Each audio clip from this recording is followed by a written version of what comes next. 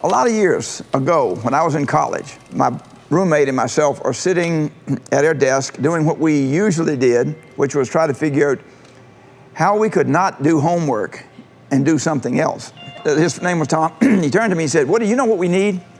We need a Bible study." Now, I had never been in a Bible study in my life. I knew what Bible meant. I knew what study meant. Neither one of them were good words for me. We left for breakfast, went to the dining hall, and as we walked in the front door, there was a bulletin board. And it had a big green sign on it, and it said, "Do you have questions about the Bible?" I sort of tried to divert Tom's attention, but he saw it, and he said, "Let's go check it out." And so, again, I went with him, and we checked it out. And sure enough, it was a Bible study. At the end of the week, maybe a Friday, I was standing with all these young people, and we were singing this song. All of the songs were new for me. I grew up singing hymns. And this song was one of those little Christian ditties, I guess, like, "I have decided to follow Jesus. No turning back, no turning back." And so I'm standing there singing it. And all of a sudden, I realized, that's what I want to do. I don't understand, God, what this is all about, but that's what I want to do. And so I just said, "Jesus, I'm in." After that, I went down to see this girl who had broken up with me. And she said pretty quickly after I came back, she said, "You know, something is really different about you.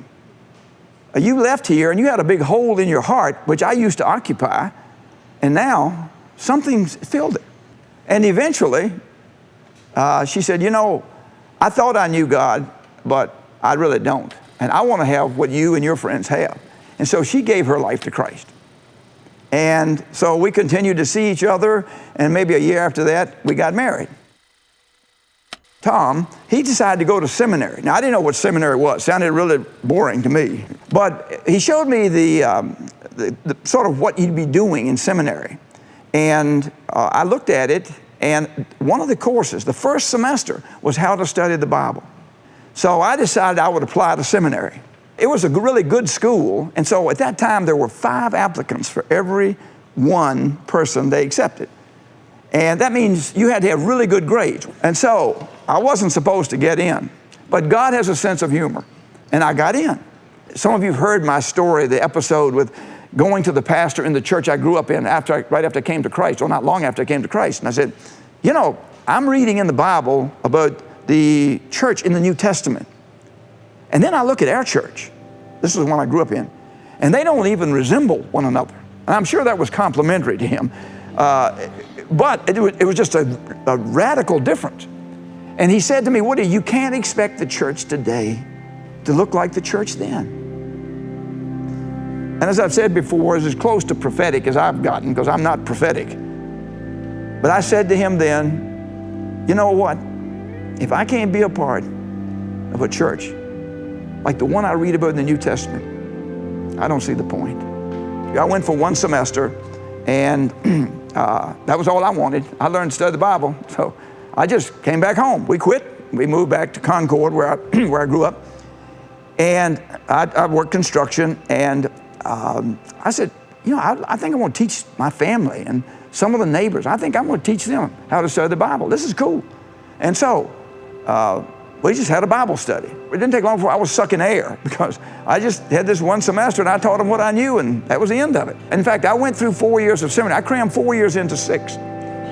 I don't think I ever went 2 consecutive semesters. I just would go and learn something, and then I would come back and teach it, and then I would run out of stuff to teach, and we'd move back. And I'm teaching this Bible study out in the country here in Concord, and people said to me, "We need to start a church."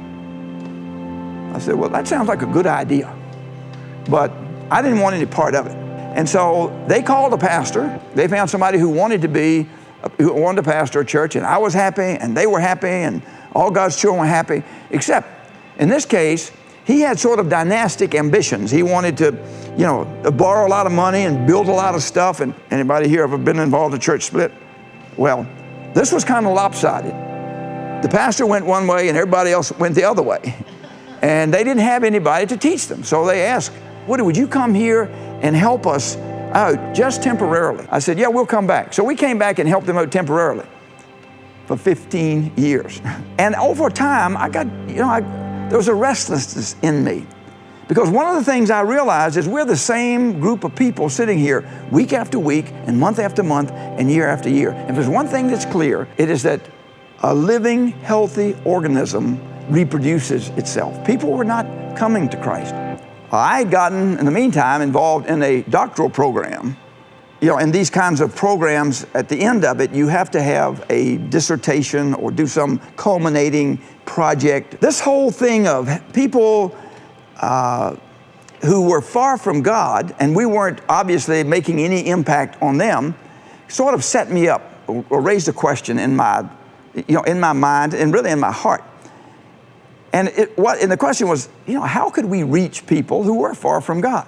As Christ followers, we just figure if we want to reach somebody who is far from God, let's just do more of what we do and do it better. Of course they like what we like. Maybe they don't.